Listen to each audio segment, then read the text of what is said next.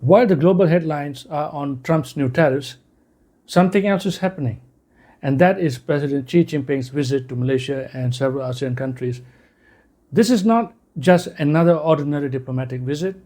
I think it's something significant, and I want to share 3 points with you. First, what is the strategic significance of Xi Jinping's visit? This is President Xi Jinping's first overseas visit for 2025, and it is taking place against the backdrop of this growing tensions between the United States and China. Chinese government's priority is to find markets for its products so that its own economic growth will not be hampered. China has been actively courting the other countries, even those with whom it had had adversarial relations. For example, there was recently an effort by China to reach out to Japan and South Korea.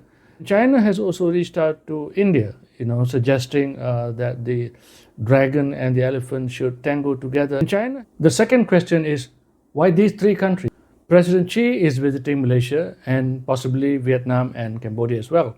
In my opinion, these three countries are an important component of President Xi's strategy for China. These three countries to find ways to free itself from being trapped by the policies which are being set up by the Trump administration. It needs economic partners and it also needs political support. Malaysia is important to China in many ways. And on top of the list is the chairmanship of ASEAN. The chairmanship confers a certain amount of power and influence on the country that's holding the chairmanship in terms of the agenda setting, convening the meetings, drafting the joint statements and the like. And I think this is where China finds Malaysia to be important. In this aspect is actually a political support that China wants. China, I believe, it wants the ASEAN members to remain supportive of China. It does not want them to lean towards the United States. China appreciates that Malaysia can play an important role. You remember I mentioned that China has been trying to get close to Japan and Korea. Well, within ASEAN, there is something called the ASEAN Plus 3 forum. And I think, and since Malaysia has been a key player in the creation of this grouping, the ASEAN Plus 3, I think China can count upon Malaysia to push this forum's importance within the context of ASEAN. And again, this is something that China, I think, needs. And then there is this bilateral relations. Malaysia is one of the earliest countries in the region to establish diplomatic relations with China. The Malaysian Prime Minister has visited China already 3 times. The King has also visited China on a state visit. So bilaterally, diplomatically speaking, it is important for this visit to take place so that there is a reciprocity. And this relationship is underpinned by a lot of factors. First of all is trade and investment. China accounts for something like 15% of Malaysia's total exports globally and 21% of its imports. China also is important in terms of infrastructure in Malaysia. For example, the East Coast Railway link, is backed by China at a cost of something like $10 or $11 billion. Then, of course, in the southern part, Johor, we have the forest city where the Chinese are important in that project as well, and also in several other projects in the country. So China is important not just in trade, but also in infrastructure and investment. Trump's tariffs on China and Malaysia are also another reason why this visit is important. So I think there is a certain alignment of interest for both countries. There's something that both would need to work together. So why Vietnam and Cambodia? Well, let's start with Vietnam first. Vietnam is an important partner to China. They have historical ties. Both of them are important trading partners. I think last year bilateral trade reached $171 billion. Vietnam is a vocal critic of China insofar as the South China Sea is concerned. Both countries have come close to blows in the recent years. So I think it's important for China to try and draw in Vietnam closer to itself. now that Vietnam is trying to get closer to the US, and the US is trying to court Vietnam as well. Vietnam and the US relationship have been on an uptrend. Both countries have upgraded the relationship to a comprehensive strategic partnership in 2023. Vietnam is also contemplating buying weapons from the US. Although China cannot realistically stop Vietnam from pursuing these efforts to grow closer towards the US.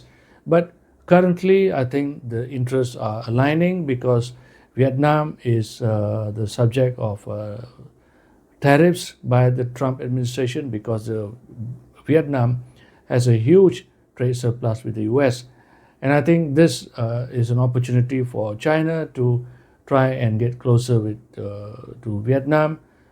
Why Cambodia? Well, there are several reasons. One of it is because China has always had Cambodia as its closest supporters. China has invested, quite a bit in developing its friendship with Cambodia. It has developed the Ream naval base, for example. Also, I think the visit is aimed at strengthening ties with the new leadership in Cambodia. The South China Sea issue is most likely to be discussed during this visit because, well, China has announced together with the ASEAN countries that the text of the code of conduct is at an advanced stage, and that it could feasibly be concluded in 2026. Well, that remains to be seen because I think it's something that China would want to hold close to its chest. I do not want to over-dramatize this visit, but its significance cannot be denied. For decades, the whole world has been supporting America to keep the global trading systems open, and the fear was that countries like China would resort to unfair trade practices, resort to protectionism to promote its own interests. Today, the roles have been reversed. China is pushing to keep the world trading system open. America is playing the role that we feared China would play. So the visit is significant because we are now still on the same battle to keep the entire global trading system open. And therefore, China's visit, I see it as a way building forces together to resist this push coming from US to close down trade, to create encumbrances and restrictions in it. How will the US react to all this? Well, I am sure the US will see this visit as counterproductive to its interests, and I think it might take several measures to try and counter China's efforts to bring the ASEAN countries closer to itself. I suggested in an earlier video that East Asia should take the lead in getting together by creating a grouping to protect the global trading system. I had suggested that perhaps the old idea of the East Asia Economic Grouping could be revisited. It need not be named exactly as was suggested in 1991. Some other names could be considered. Its membership should be, of course, open because we do not want a protectionist, exclusionary group. And perhaps countries like China, ASEAN, and others could consider taking the lead. I think we should look forward to this visit. If you thought this video was interesting, please hit the like and subscribe button, and I would like to see your comments as well. Thank you very much.